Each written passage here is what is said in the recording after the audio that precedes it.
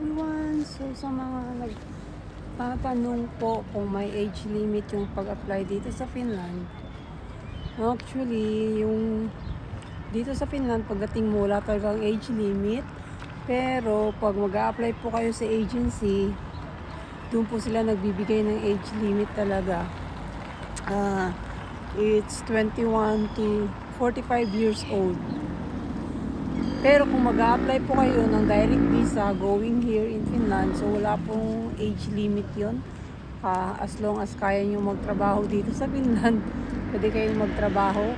Kaya lang, usually dumadaan po tayo sa agency dyan sa Pilipinas or dyan sa Hong Kong.